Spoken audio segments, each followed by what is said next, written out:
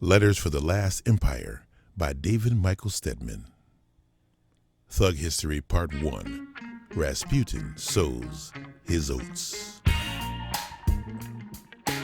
Quincy Jones once said it's hard to know what the future would have held for Tupac, because if you killed Malcolm X at 25, you just killed a pimp named Red.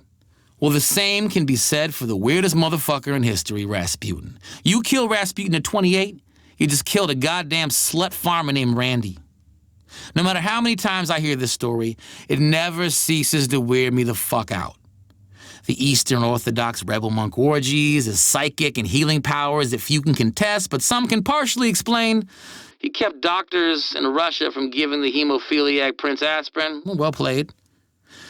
But this dude would beat the sin out of hookers, then hook up with them at the local bathhouse and definitely not take a bath. That's terrifying, and that was his daily routine.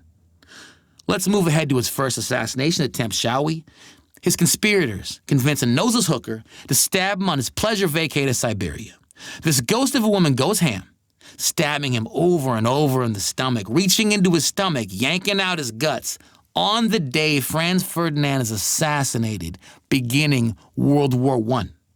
You know, the war Rasputin warns our Nicholas about, while predicting they would all perish in a river of blood if Nicky didn't cool it and sit his ass down on the sidelines.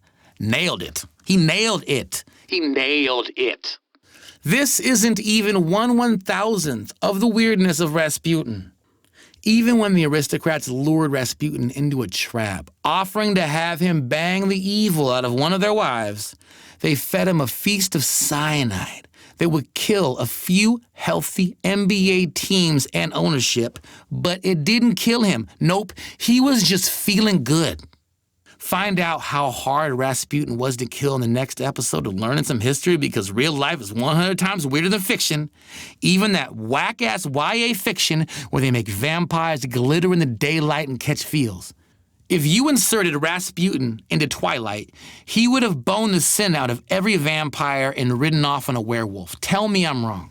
Rasputin, the power of self-confidence, and also his wang is on display in St. Petersburg in a museum. Also, don't underestimate Russians. I'm cool with Russians. We get along famously. I appreciate their art. I respect their history. But I would never chest box a 15-year-old Russian, even if he had one eye, no arms, and 4 toes.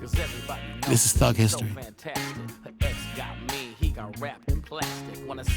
To find out more about the book, Letters for the Last Empire, and to support more content like this, become a Patreon and visit patreon.com/David Michael Stedman. That's patreon.com/DavidMichaelStedman. Thank you for supporting artist activism.